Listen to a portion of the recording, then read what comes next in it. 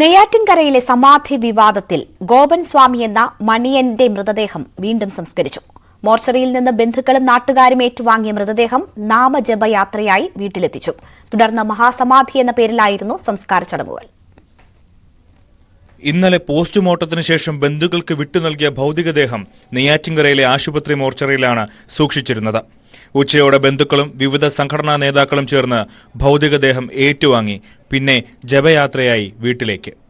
മഠാധിപതികളുടെയും പൂജാരിമാരുടെയും നേതൃത്വത്തിൽ സംസ്കാര ചടങ്ങ്.